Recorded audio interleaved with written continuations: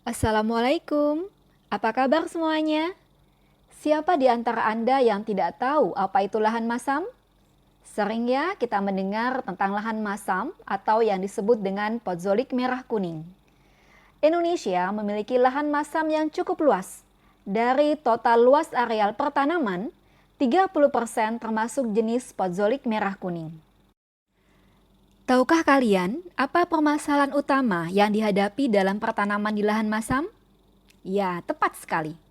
Tingkat aluminium yang tinggi.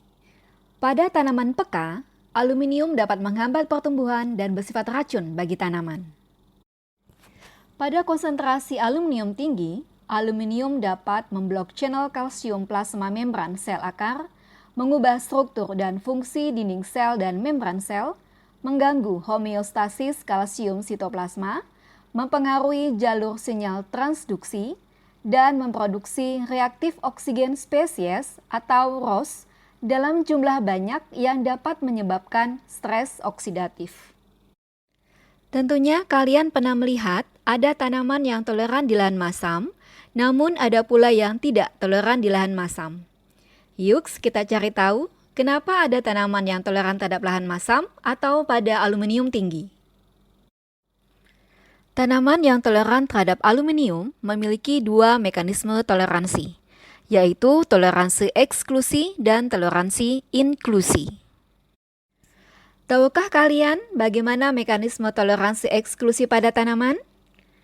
Toleransi eksklusi adalah kemampuan tanaman mendetoksifikasi aluminium di luar jaringan dengan menghasilkan asam organik, misalnya asam aspartat, asam sitrat, atau asam malat. Sehingga aluminium dapat dihelat dan terjadi peningkatan pH di daerah perakaran. Pada mekanisme toleransi inklusi, aluminium ditransportasi dan terjadi kompartementasi di vakuola. Untuk mempertahankan kapasitas membran, maka sel akan memproduksi enzim antioksidan. Salah satunya adalah SOD, superoxide dismutase. Enzim inilah yang akan menetralkan ROS, reaktif oksigen spesies. Apa aplikasi pemahaman mekanisme toleransi terhadap aluminium? Aplikasinya adalah untuk mendapatkan tanaman yang memiliki mekanisme adaptasi terhadap aluminium dan memiliki genotipe dengan potensi hasil tinggi. Selain itu juga sebagai salah satu upaya dalam ekstensifikasi pertanian, yaitu memanfaatkan lahan masam yang tersedia cukup luas di luar Pulau Jawa.